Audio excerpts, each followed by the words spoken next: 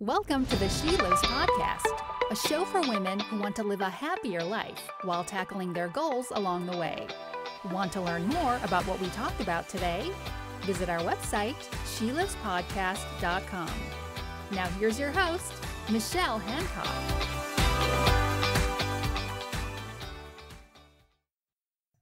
Natalie Tuman is the face behind My Think Fit Inc. and the creator of the Fat Loss Project. As a wife and mom of three, she has been an expert in the health and fitness industry for more than a decade. Natalie is also a recent breast cancer survivor. While her main focus has always been to help busy moms find their perfectly imperfect balance to a fat loss lifestyle, she has added a new segment to her purpose. Her mission is to help women learn how to take care of themselves with a whole body approach before tragedy strikes. She knows that without her knowledge and application of health and fitness prior to her diagnosis, she would not be where she is today. Welcome, Natalie. How are you doing? Thank you. I'm good. Thank you so much for having me. I'm excited.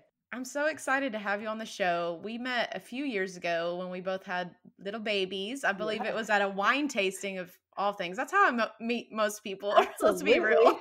Nothing wrong with that. Yeah. And I just loved talking to you and getting to know you and your positive outlook on life. And I'm very excited to talk to you today about what you've been up to, some of your messages that you want to share with other women. And also we're going to talk a little bit about a tragedy that you have faced in your life, but you've also overcome it. So that's very inspiring and exciting to hear about. And I thank you, first of all, for coming on the show and wanting to share that, because I know it can be a little personal. So thank you so much. Oh, absolutely. I really want to know, what does a day or a week in the life of Natalie look like? Well, I typically like around 6 o'clock is my goal to wake up. I drink my coffee. I kind of try to sit in some quiet time, do a devotion, get the kids ready for school, do the whole lunch deal. And I take my oldest to school. I drive her, and then that's like at 7:30. And then I don't get to drop off the baby until like 9 o'clock. And then it just kind of varies. You know, it can be a day of doctor's appointments or working on programs for clients or studying for my certifications, or, I mean, it can be kind of a random day, but 99% of the time it will involve a workout at some point. That's just, yeah, that's my therapy. So it is a good therapy. Now, I'd have to ask, how did you get into this industry? Have you always been into fitness and health, or did you fall into it? Well, in high school, I was an athlete and I always loved working out. You know, I mean, my favorite days were in the weight room during basketball. I loved it. So I always loved that. And then in college, you know, you kind of veer off and start doing your own thing. And then afterwards, you're like, oh gosh, what happened? So I tried to kind of wade myself back into it. And so I always enjoyed the working out aspect, not so much the nutrition, just because I didn't know. You know, back then it was, you know, you eat crackers and you work out as much as you can and you'll be nice and skinny, and that's perfect. But as I got older, it kind of, things started changing. So after my oldest, who is 11, once I had her and was on maternity leave, I kind of started looking and was like, you know what, I want to do something different. And so I got my Pilates certification and started teaching Pilates out of the game room in my house while I was on maternity leave. And that just kind of snowballed. It went from there into personal training, and then multiple group fitness certifications, and then nutrition consultation license, and just kind of, I continue all the time, just kind of adding on to the knowledge base of that. And I've just kind of fallen in love with it. That's great. What advice do you have for people like me, maybe that love to work out, but come up with a ton of excuses and say, oh, well, once I'm working out, I have a great time. It's just finding the time to do it and then sticking with it. Do you have any like top of your mind advice for women like me? Oh, I know, girl, everybody's like that. I mean, for the most part, I mean, most people are like that. And, you know, I think the biggest thing is we just have to make ourselves a priority, bottom line, you know, and like you said, when you're doing it and afterwards, like, you feel amazing, right? But it's just getting there. That's the step, you know, and some people can work out at their house, and that's great for them. And then they don't have to leave, and it's perfect. Others need somewhere to go for that accountability or just to get away from the house. And that's great. So I think it's finding your thing, what works best for you, and then scheduling it. I mean, I literally have on my calendar, I know exactly what time I'm working out every day this week. I have to, because if not, then I tend to put it off. I mean, and let's be real, you can still put it off if it's scheduled, but you're more than likely, you're not going to cancel on a boss. You don't cancel on your best friend, so don't cancel on yourself. Make an appointment with yourself and stick to it. Because again, at the end of the day, after you've done that, you're going to feel so much better. It's going to make you better for everyone around. I love that advice. And that's similar to the vision boards and the goal setting we were talking about in episode 1, where if you put it on paper, it's more likely to manifest into reality. So I do love that piece of advice. What are one of the things that I know you said you offer a lot to your clients. Is there a particular portion of your business that you find the most enjoyment out of? Do you do one-on-one consults? I do. Yeah. I kind of have all different aspects to it. And to say that I enjoy one over the other is really hard because I don't know. Like when I'm in the midst of it, I'm like, oh yeah, this is my jam. And then I do something else. I'm like, oh, but I really like that. I love helping women find like their perfectly imperfect balance to a fat loss journey. So through nutrition, working out, just different ways that we can really hone in on their specific metabolism and what's going to work best for them. So I geek out over all things like nutrition and like just ways that our metabolic makeup make us very unique and different from our neighbor. I love being able to do that. So it's hard to say, but I do like one-on-one consultations where I design workout programs for them. I do group coaching. I also even just have like a DIY option where people can just I have a online course that I created and they can just work through that at their own pace and kind of on their own journey, but they at least have that for them. That is very smart because there's only one of you. And I'm sure just by your social media community, I can tell you have a ton of people that are engaged in your community. So that's got to be hard for you to balance all of these different personalities and people. And so I think that's awesome that you've created a course, and we'll talk about that a little bit more at the end of the show and how others can get in on that and a special deal. So I'm excited about that. So one of the things that I love to hear you talk about on your own social media channels, both your personal and your business, is you always seem to have you just find the perfect words to encourage women. And right now, a lot of your posts, you're encouraging women not to wait for tragedy to hit before they start focusing on themselves and how to be the best version of themselves. I think everyone, as they grow older, unfortunately, we're going to have something that just hits us in a negative way. For me, over Christmas, it was my grandmother suddenly passing. Yeah. And it kind of woke me up like, oh, wow, we're not on this earth forever. Maybe I should do something that I really want to do. Can you talk about your experience with tragedy? Yeah, absolutely. And, the thing I think that's most important to remember and to know is that we all face a battle, right? Like at some point in our life, we are all going to face a battle. It can be a small one or a big one. It can be a marriage or a child going through something with your children or with your parents or, financial, whatever it is, but we all face battles. And so I think it's really important to recognize that and to come to grips with that and know that that's just the reality of this life that we're given. For my family and I, our battle that we were giving, it was cancer.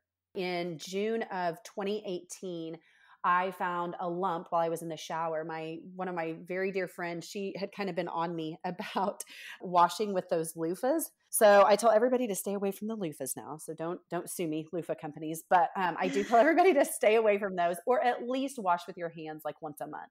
She had told me how disgusting they were and I needed to get rid of it. And so I did. And the first night that I was washing with my hands, I found a lump. I'm very, very small chested. So, but I was shocked. And long story short, after, getting in and getting a mammogram and an ultrasound and a biopsy and doing all the things, I was diagnosed with stage 3 grade C breast cancer. So it was in my left breast and it was also in some lymph nodes underneath my left armpit. So that was in June, and I went through the gamut of all things treatment. I mean, I started chemo July 12th was my first chemo, and my very last radiation, and I also had to be on pill chemos at one point, was not until May 6th. So it was, almost a year of treatment. Nothing went the way that it was supposed to go, like nothing. From the time like I was told, about your third chemo treatment is when your immune system's really going to be at the lowest. So you should be fine until then. Well, mine hit low after the first. Like I was quarantined after my very first treatment. And then I went on to my second chemo, and So I had 4 rounds of what's called AC, or red devil chemo. And then I was supposed to go on to 12 rounds of another chemo that was supposed to be weekly. And I had a reaction in between there and got hospitalized for about a week. And then I actually had to move up surgery. So I had surgery in between the 2 different types of chemo, which isn't really the way you're supposed to do things, but my body needed a break. So, it just, nothing was going as planned. And then I had to do radiation, and actually I had to take chemo along with radiation because there had been some residual cancer cells left over that they had found after my surgery. So it was just kind of like one thing after another. And then we just finished our final procedure, cross our fingers, knock on wood, we hope, in October. And I am now on my maintenance medication and just trying to kind of find my groove and my new normal with all of this, which, if there is such a thing. Goodness, as us Texans say, bless your little heart. Right? I can't. I mean, we think that we're having a bad day, and sometimes it's really not that bad. When I see how you've come out on the other side, did you have days that were just so dark, especially after the disappointment of it not going the way that they had said? Yeah. I mean, overall, it's been good, but how did you pick yourself back up and be the mom, the wife, the person that you are normally? Or do you think that you've changed completely? I think it's a bit of both. Yes, there were days when I was on the floor, crying in my bathroom alone, where no one knew about, just wanting this to be over. And why is this happening? And who am I now? Just trying, because I wasn't able to be the mom. I had a 1-year-old at the time, and that's devastating. I mean, I basically missed out on a year of her life, not to mention my older kids, in sports and all things at school, that I couldn't necessarily be at everything. I remember my daughter, it was her 10th birthday. I didn't get to go to her birthday party. I used to, our thing was I go and I check her out of school early, and we do lunch and we get our nails done and all of that. And I couldn't do that year, so it was just there. But when I could be involved, I was there. Like, there was, that was my one goal, is I wanted to be at as many of my kids' events as what I could be. That was one reason that I didn't do what's called cold capping. For those who aren't familiar with that, that is something where basically you are icing your head for a little bit prior to your actual chemo treatment, and then for 4 hours post chemo treatment. So it can add up to a 12-hour day of having ice on your head, just rotating this dry ice. And, we really considered doing that so that I could help save my hair, because that's the point of it. But at the end of the day, it was like, you know what? But then, like, if I'm done with chemo, I can go to my kids' stuff. If not, I'm going to have to go home and have ice on my head for four more hours and miss even more stuff. So we decided against it. So, it was those kind of things, just balancing, trying to figure out that balance. But, you asked if I became a completely different person, and 100% yes. And I've had to learn that this year. In fact, my word of the year is embrace. And I want to take that, I want to embrace who I am now, and embrace the loss of who I was, embrace the person that I was, embrace the pain, and, what's the word? I have chemo brain too. Embrace the chemo brain. Yeah. Embrace what is it called when you lose someone? The grief? Grief. Yeah, the grief. Gracious. Sorry. We're both grieving over here over loss of sunshine to our brains. The sun has not come out in Texas in like weeks. Yes. But yeah, no, the grieving process is weird. Yes. And so, it is. It's a grieving process of who I or who I lost, but also embracing who I am becoming, and, the doors that are going to be opening ahead, and, just who I am now. So are there certain things in your life that now you're like, that was so silly to get upset about? Do you feel like you are living more in the moment now since that happened to you? I definitely try. I will say during treatment, yes, 100%. I mean, It was crazy. The perspective that I had while I was going through it. I can remember going into my physical therapy or occupational therapy, my first treatment, where they were going to just measure me and everything, kind of get a baseline in case I got lymphedema. And I can remember seeing people that were in there that couldn't walk, right? They were wheelchair bound for the rest of their lives, like paralyzed. And I was like, what am I so upset about? Like, I can beat this. Yes, it's going to suck. Don't get me wrong, but I can beat this. At least I can walk. At least I can move. So it was things like that. I mean, it still is. Like, yes, I had breast cancer, and don't get me wrong, it still makes me mad, and I'm still sad about it. And there's things that just, I'm still dealing with a lot of issues, but I'm here. I definitely try. I'm not perfect. I'm human, just like all of us, and so but I do try so hard to not just the moment, but just create those moments too. Yeah, and like you said, we're human. I mean, it's human to feel those emotions, good or bad, with any day. I mean, geez, Yeah. some days you're like, I'm living on top of the world, like Titanic, woo, and then Right? the ship sinks, and you're like, oh Yes. no. But Yes. it's a roller coaster, and we have peaks and valleys, and I think that what you're doing and how you are taking this situation and helping others is amazing, because some people could just be like, no, I'm done. I'm going to play the victim. Why did this happen to me? Like, permanently.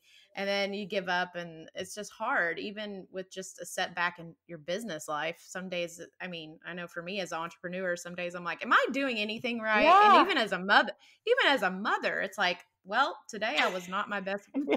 I was not my best version of Yes, I myself. was not So my best self today.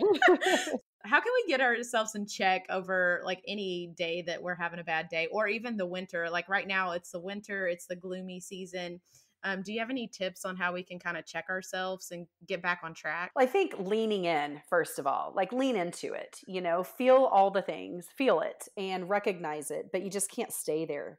I was really big into personal development before this all happened. And I know for a fact that if I wouldn't have been, this would have been way harder on me mentally than what it was. And like I said, it was already really hard. So for those who are not doing those kinds of things when tragedy strikes, I can't even imagine how difficult it is. So I think really leaning in and feeling it, and then doing some sort of personal development. I love reading books. Like, I just love reading books. I actually had to change what I was reading at night because I get too excited reading my personal development stuff. My brain starts going too much. So I had to switch it. And now I have to read fiction before I go to sleep so that my Your brain your can kind of husband's escape. like, honey, are you gonna go to sleep I anytime? know. You're like, No, no. no, my brain can't shut off. So, but I think, just finding a way that you can work on your mental state, whatever that is, find your thing. I think for everybody, it could be different. For some people, it could be, sitting there and reading a fiction book for 10, 15 minutes in the afternoon, or watching some trash TV for 15 to 30 minutes, or whatever. Like, find your thing that's going to just kind of lift your spirits a bit, and just do it, lean into it, and don't try to fight it. It's so normal to have those peaks and valleys. We all have them. And I think that a lot of us try to just pretend that we don't, right? We try to pretend like, oh, everything's perfect all the time and it's fine. And it's not. Like, we all have crap days. That's just life. So, not pretending, and just being real about it, and just doing what it takes to get you through it. Amen. And I really enjoyed your no makeup Monday post that you posted recently, because my feed is filled with beautiful women, but they're all made up most of the time. And hey, I'm guilty of it too. Oh, yeah. Sometimes I'm like, I have to check myself and be like, Michelle, just post the dang photo. Your photo does not have to be perfect. So I appreciated that. And I'm just curious, because I too love to listen to books and Yes. podcasts, obviously. Yes. Do you have any favorites? So one that I read during treatment that was really good was called "It's Not Supposed to Be This Way." Is it Lisa Tierkhurst? Is that who wrote that? I believe that Ooh, one was I really don't good. know. That one was great. There was another one. Oh, it's in my cabinet, and I can see my cabinet, but I can't reach it away from the microphone. No worries. We'll talk later. Let me send them to you, because there are a few, and if you want to share with your readers, your listeners, there are some that I like. I'm reading right now. I'm reading Imperfect Courage, and that's by Jessica Honegger. And I'm also reading The Four Agreements by Dawn Ruiz. I don't know how you say his last name. Okay. I'm reading those two right now. Those are two that I'm into. Very cool. I definitely do think that personal development helps everyone, even if so good. Some people think it's cheesy, but The Universe Has Your Back by Gabby Bernstein. I read Jesus Calling every single day. I think I'm on like my 4th or 5th year of it, but it always speaks to me on that day. It's crazy. So I just keep doing it. I've tried to do other devotions, and it just doesn't touch what that one does for me. So is that an app or an actual It's an actual book. I'm sure it's an app, though, to be honest. I bet you anything. It's an app. But yeah, it's called Jesus Calling. It's a daily devotion, and they're just quick, but they also give you different scriptures to look up. And so I will sit there and a devotion that took 2 minutes to read, if that, like it will turn into a 10 or 15-minute deal for me because I just keep digging a little bit deeper, and it's pretty great. Ooh, I am loving all these resources. So let's see. We've tackled a little bit of health and fitness, which heck, you could do a whole podcast on that topic. Yeah, I kind of And like I hope you do. And I hope you do, hint, hint. I will be the one that pushes you. Thank you. Yes. And so, there's you mentioned this a little bit. How about there's somebody out there listening that has never been into health and fitness? Maybe they were just not raised like that, or they were never around people that were excited about that. But hey, they're 35, whatever age, they want to get into it now. But it's a little overwhelming. I mean, you've got the Facebook ads telling you need to do this, that, you just mentioned, I guarantee after I get off this podcast, I'm going to have all sorts of ads on my phone. I know. So weird. But how did you know that? But I want to know how we can just simplify the process and not give up so quickly. Well, and I think one of the things is you've got to find what works for you and what you're going to enjoy. If you don't enjoy it, you're going to quit. That's one of the things that I've seen so much. I think lifting weights is so important. It's so important. However, there's a lot of women out there that don't like it, right? They don't. But there are women who love different styles of dance, or they love yoga, or they love running. You do you. When you're talking about just from a health standpoint, just move. So figuring out what it is that you actually like, and then taking it a step further and kind of understanding what it's going to do for you from the inside out. I think when you understand how beneficial certain things are for you, it really makes you addicted to it because you want to keep doing what's the right thing for yourself. And then, if you want to go even a step further, then we can start talking about, well, I want to lose 10 pounds, or I want to, shed some body fat and things like that. And that's when you have to get a little bit more. May not be things that you absolutely love, but it's things that are going to give you results. And so I think trying to just break it down in that. So figure out what your goals are. Like, what do you want out of it first? Because you don't want to be doing the wrong things that are going to completely turn you away from what you want to accomplish. So it's breaking it down into little bite-sized pieces. And, when it comes to nutrition, so many people want to jump in and do these, either these complete overhauls, right? Where they throw everything out of their pantry. And trust me, I've seen, and it inspires me, and I wish I could, I just don't have the willpower. But, throw everything out of the pantry and start from scratch. Or, they're never eating such and such again, or they're going on these huge diets and they're only eating, or doing exactly what this diet says. And, I just feel like that if you go about it in that way, that's a surefire way to fail, because you'll quit. Not because it doesn't work, but because you'll quit. So I think that finding bite-sized pieces with that as well, no pun intended, but that you'll, kind of break it down and just find little substitutions for things that maybe you already are doing, but that could help you reach your goals a little bit easier and quicker. Do you find that women are a little bit more successful if they have an accountability partner or a group of people pushing them along, or can it be done solo?